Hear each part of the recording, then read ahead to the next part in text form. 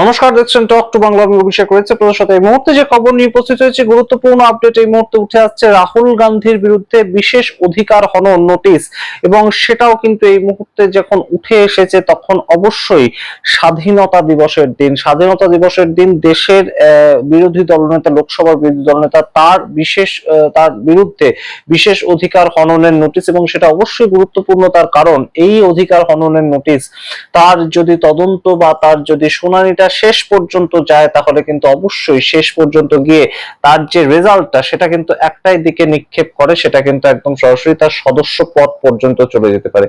একদম সঠিক শুনছেন আপনারা, বিশেষ অধিকার হনন নোটিশ আনা হয়েছে রাহুল গান্ধী, দেশের বিরোধী দলনেতা, তার বিরুদ্ধে। এবং তার প্রেক্ষাপটটা হচ্ছে যে নিট পেপার লিক, সেটার বিরুদ্ধে যখন অ্যান্টি নিট পেপার লিক যখন একটা বিল এসেছিল সংসদে, তখন রাহুল গান্ধী বিশেষ কিছু বাক্যবন্ধ ব্যবহার করেছিলেন দেশের স্বরাষ্ট্রমন্ত্রী অমিত শাহ তার বিরুদ্ধে, এবং সেই ক্ষেত্রে এই বিশেষ অধিকার হনন যে নোটিশ সেটা আনা হয়েছে, এবং সেটা আনা হয়েছে অনুরাগ ঠাকুর তার পক্ষ থেকে। আপনাদেরকে সম্পূর্ণটা জানাই যে অনুরাগ ঠাকুর এবং লোকসভার আরো কিছু সাংসদ, বিজেপির সাংসদ, অফকোর্স তারা গিয়েছিলেন রাহুল গান্ধীর যখন বক্তব্যটা হয়েছিল তার পরবর্তীতে একদম সরাসরি স্পিকারের কাছে, স্পিকারের দপ্তরে জমা দিয়েছিলেন বিশেষ অধিকার হনন, এবং সেটা আর্টিকেল 353 সেটার যে রুল সেই অনুযায়ী। এবং সেই ক্ষেত্রে যে কোনো সাংসদ অন্য সাংসদের বিরুদ্ধে এই ধরনের নোটিশ আনতে পারেন, এবং সেই ধরনের নোটিশ তারা এনেছিলেন রাহুল গান্ধীর বিরুদ্ধে,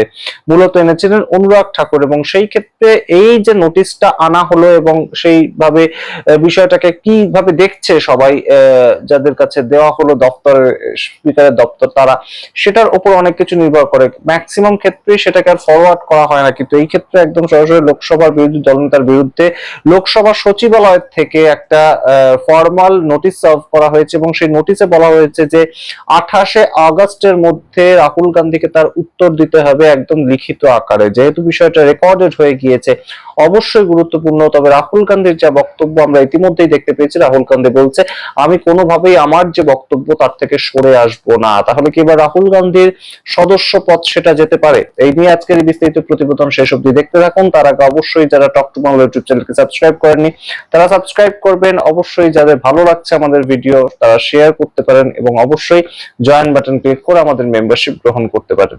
আপনাদেরকে জানাই এই মুহূর্তে যে গুরুত্বপূর্ণ বিষয়টা, যে এই বিশেষ অধিকার হনন এটা কিন্তু গুরুত্বপূর্ণ। তার কারণ এই মুহূর্তে ভারতীয় জনতা পার্টি ব্যাকফুটে রয়েছে, এবং সেটা বলে দেওয়ার অপেক্ষা রাখে না। তাদের নিজেদের পারফরমেন্স থেকে আমরা বলতে পারি এটা।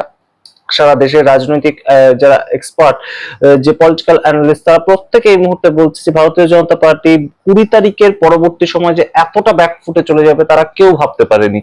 এবং ককরোচ জনতা পার্টির আন্দোলনের থেকেও ককরোচ জনতা পার্টির যে সংসদ চলো এই ডাকটা, সেটা আরো তীব্রতর একটা জায়গায় নিয়ে গেলেন অমিত শাহ কোথাও গিয়ে একদম নিজের থেকে, যখন তিনি বেধড়ক লাঠিচার্জ করলেন ছাত্রছাত্রীর উপর এবং প্যালেট গান চালালেন।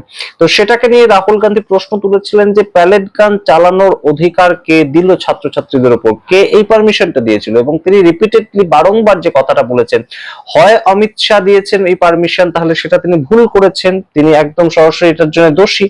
আর যদি তিনি না দিয়ে থাকেন তাহলে তিনি অযোগ্য। তার কারণ তার অজান্তে, স্বরাষ্ট্র দপ্তরের অজান্তে যদি পুলিশ প্যালেট গান চালায় তাহলে তিনি সেক্ষেত্রে বিষয়টা অযোগ্য, তিনি তার পদে থাকার যোগ্য নন। या होम मिनिस्टर को मालूम ही नहीं था कि गोली चल रही है, उसका मतलब है कि he is incompetent, otherwise he ordered it, in which case is culpable. मैं यही बोल रहा हूँ, तीसरी बात तो ही नहीं, लॉजिक है ना। তো সেই ক্ষেত্রে এই বিষয়টা কিন্তু গুরুত্বপূর্ণ হচ্ছে যে এই মুহূর্তে এই কথাগুলো যে রাহুল গান্ধী অমিত শাহের সম্বন্ধে বলেছিলেন, এই নোটিশে, মূল যে নোটিশটা দিয়েছিলেন অনুরাগ ঠাকুর, তাদের বক্তব্য ছিল যে অমিত শাহকে আগে থেকে বলা হয়নি, এবং যে কারোর সম্বন্ধে যদি সংসদে কিছু বলতে হয় তাহলে অবশ্যই আগে থেকে তাকে বলতে হবে, এবং যাতে তিনি নিজের মতন করে নোটিশ তার উত্তর নিয়ে আসতে পারেন। একদম সরাসরি যে প্রশ্ন করা হচ্ছে, যে অভিযোগ তার বিরুদ্ধে তোলা হচ্ছে, তার একদম স্টেটমেন্ট যাতে তিনি নিয়ে আসতে পারেন, সেটা আগে থেকে করা হয়নি অমিত শাহকে। তো সেই ক্ষেত্রে রাহুল গান্ধীর বক্তব্য যেটা উঠে এসেছে, একদম তিনি বিভিন্ন সমাজ মাধ্যমকে দেয়া ইন্টারভিউ থেকে একদম নিজের প্রেস কনফারেন্সে যেটা বলেছেন যে আমি আমার অবস্থান থেকে সরছি না, কারণ আমার বক্তব্য খুব সিম্পল। আমি বলছি যে যদি স্বরাষ্ট্র দপ্তরের মদত না থাকতো তাহলে পুলিশ কিভাবে এই যে প্যালেট গান সেটা চালালো। যদিও আমরা দেখতে পেয়েছি জিতেন্দ্র সিং তিনি ইতিমধ্যেই বলেছেন যে ম্যাজিস্ট্রেটের আদেশ অনুযায়ী প্যালেট গান চালানো হয়, এতে মন্ত্রীর কারোর কিছু করার থাকে না। কিন্তু গুরুত্বপূর্ণ বিষয়টা অবশ্যই যে এই বিশেষ অধিকার হনন নোটিশটা নিয়ে আসা হলো, সেটা যদি অ্যাকচুয়ালি এর পরবর্তীতে রাহুল গান্ধী 28শে আগস্ট কি উত্তর দেন আমরা দেখবো। তার মধ্যে তিনি লিখিত আকারে কোনো উত্তর দেন নাকি সেখানে একদম সচিবালয়ে যান, সেগুলো সমস্তটা আমরা দেখবো। কিন্তু গুরুত্বপূর্ণ বিষয়টা হচ্ছে যে এই উত্তরের পরবর্তীতে যেটা হতে পারে, যদি এই মুহূর্তে সচিবালয় চায় তাহলে কিন্তু অবশ্যই একটা তারা কমিটি তৈরি করতে পারে, এবং সেটা হচ্ছে রুল অফ প্রিভিলেজ কমিটি তারা তৈরি করতে পারে। এবং যদি সেখানে ডেকে রাহুল গান্ধীকে ডাকা হতে পারে এবং যারা অভিযোগ করেছে তাদেরকে ডাকা হতে পারে, সবাই মিলে সেখানে যদি রাহুল গান্ধী সন্তুষ্ট করতে না পারেন তাহলে কিন্তু সংসদে বিষয়টা আসবে, এবং রাহুল গান্ধীর এই যে বক্তব্য সেটাকে নিয়ে একটা বিশেষ সংসদ ক্ষেত্র বসতে পারে, এবং সেটার পরিপ্রেক্ষিতে কিন্তু রাহুল গান্ধীর সদস্যতা চলে যেতে পারে, এরকম ঘটনাও ঘটতে পারে। সুতরাং আপনারা বুঝতে পারছেন নিশ্চয়ই যে এই মুহূর্তে কতটা তাৎপর্যপূর্ণ এই বিষয়টা। তার কারণ ইতিমধ্যেই রাহুল গান্ধীর আরো একটা বক্তব্য নিয়ে ইতিমধ্যে কাটাছেঁড়া শুরু হয়েছে। রাহুল গান্ধী কয়েকদিন আগে একটা প্রেস কনফারেন্স করেন, 13 তারিখ তিনি যখন সংসদ শেষ হয় তার পরবর্তীতে একটা কার্যক্রমে যান, এবং সেখানে গিয়ে তিনি স্টেজ থেকে দেখান যে দেশের প্রধানমন্ত্রী ফরেন পলিসির বিষয়ে কিভাবে হাগ করেন, অর্থাৎ জড়িয়ে ধরেন বিভিন্ন রাষ্ট্রনায়কদের। তো সেটাকে নিয়েও অত্যন্ত বিভিন্ন জায়গায় বিভিন্ন কথাবার্তা চলছে। ইন্দিরা গান্ধী ফিদেল কাস্ট্রোর সঙ্গে কবে তিনি এই ধরনের একটা তাদের জেস্চার দেখা গিয়েছিল, সেগুলো নিয়ে অনেক কিছু চলছে। কিন্তু গুরুত্বপূর্ণ বিষয়, এগুলো সমস্ত ডিজিটালি চলছে, এগুলো সমস্ত আমরা ফোনের মারফত দেখতে পাচ্ছি, ল্যাপটপের মারফত দেখতে পাচ্ছি, অর্থাৎ ডিজিটালি বিষয়গুলো চলছে। কিন্তু এই যে বিশেষ অধিকার হনন সেটা কিন্তু একদম সরাসরি লোকসভার সচিবালয় থেকে দেওয়া হয়েছে, এবং সেই নোটিশের উত্তর কিন্তু রাহুল গান্ধীকে দিতে হবে, এবং সেটা সরাসরি কিন্তু লিখিত আকারেই 28শে আগস্ট তার মধ্যে দিতে হবে। এবং সেখানে যদি সন্তুষ্ট করতে না পারেন তিনি, বা একদম সরাসরি তার জবাব যদি এই সচিবালয়কে সন্তুষ্ট করতে না পারে, তাহলে সেই ক্ষেত্রে কিন্তু পরবর্তীতে এই যে রুল অফ প্রিভিলেজ কমিটি তারা সরাসরি আবারও এটাকে সংসদে আনতে পারেন, সেটাকে নিয়ে তর্ক বিতর্ক হতে পারে। রাহুল গান্ধী তখন নিজের যে পক্ষ সেটা রাখার একটা চান্স পাবেন, কংগ্রেসের বিভিন্ন নেতারা সেটা নিয়ে বক্তব্য রাখবেন, বিজেপির বিভিন্ন নেতারা সেটা নিয়ে বক্তব্য রাখবেন। কিন্তু গুরুত্বপূর্ণ বিষয়, ভারতীয় জনতা পার্টি এই মুহূর্তে যেভাবে ব্যাকফুটে রয়েছে সেটা সম্পূর্ণ বাদল অধিবেশন জুড়ে আমরা দেখতে পেলাম যে স্বরাষ্ট্রমন্ত্রী এবং দেশের প্রধানমন্ত্রী এলেন না। তো সেখান থেকে তারা যেভাবে ব্যাকফুটে রয়েছেন, তারা কিন্তু এই মুহূর্তে চেষ্টা করতেই পারেন যে দেশের বিরোধী দল নেতা তাকে কিভাবে চাপে রাখা যায়, কিভাবে সরাসরি তার একদম একটা প্রেসার ক্রিয়েট করা যায়।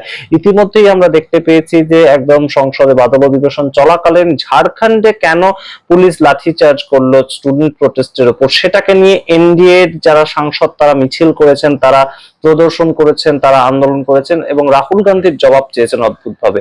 রাহুল গান্ধীর কংগ্রেস পার্টির সমর্থনে যে সরকার চলছে সেই সমর্থনে থাকা মুখ্যমন্ত্রীর পদত্যাগ তারা চাইছেন না, তারা রাহুল গান্ধীর জবাব চাইছেন, এবং রাহুল গান্ধী সেটাকে নিয়ে মুখ খুলেছেন, তিনি ছাত্রদের পাশে দাঁড়িয়েছেন। তো এই ক্ষেত্রে তার পরবর্তীতেই একদম আমরা যে দেখতে পেলাম বিষয়টা যে রাহুল গান্ধীর বিরুদ্ধে বিশেষ অধিকার যে নোটিশ সেটা সার্ভ করা হলো, সেটা কিন্তু অবশ্যই গুরুত্বপূর্ণ ভারতবর্ষের বর্তমান রাজনৈতিক পরিবর্তনের একদম সন্ধিক্ষণে দাঁড়িয়ে। এখন গত 2 মাসে এই মুহূর্তে কিন্তু রাহুল গান্ধী অবশ্যই অনেকটা এগিয়ে গিয়েছেন, তার পলিটিক্যাল ক্যারিয়ারে অনেক দূর এগিয়ে গিয়েছেন তিনি এই স্টুডেন্ট প্রোটেস্টের পরবর্তী সময় থেকে। স্টুডেন্ট প্রোটেস্টের মাধ্যমে সার্বিকভাবে অবশ্যই একটা ভারতবর্ষের রাজনৈতিক পটচিত্র এটা বদলে গিয়েছে, কিন্তু তার পরবর্তীতে দেশের বিরোধী দল এবং দেশের বিরোধী নেতা তিনি কিন্তু অনেকটা মাইলেজ পেয়েছেন। 21শে জুলাই থেকে একটানা 13ই আগস্ট পর্যন্ত আন্দোলন এবং বিভিন্ন প্রতিবাদ কর্মসূচিতে তাকে নিজেকে যেভাবে তিনি সামনে রেখেছেন, সেটা কিন্তু অবশ্যই একটা তাৎপর্যপূর্ণ ঘটনা। আপনারা সামগ্রিক রিপোর্টের ভিত্তিতে কি মনে করেন অবশ্যই কমেন্ট বক্সে কমেন্ট করুন। এই বিষয়টাকে নিয়ে ভারতীয় জনতা পার্টিকে নিজেদের যে জায়গাটা সেটা কোনোভাবে মেরামত করতে চাইছে, নাকি কোথাও গিয়ে এই মুহূর্তে রাহুল গান্ধীর বিরুদ্ধে যে ধরনের একদম অভিযোগ উঠছে সেটা আদপেই অসংসদীয় একটা ভাষা তিনি ব্যবহার করেছেন বলেই উঠছে, এবং সেটা নিয়ে রাহুল গান্ধী গিল্ট এটাও প্রমাণ হতে পারে। আপনারা যা মনে করেন অবশ্যই কমেন্ট বক্সে কমেন্ট করুন। দেখতে থাকুন টক টু বাংলা, অবশ্যই টক টু বাংলা ইউটিউব চ্যানেলকে সাবস্ক্রাইব করতে ভুলবেন না। ধন্যবাদ।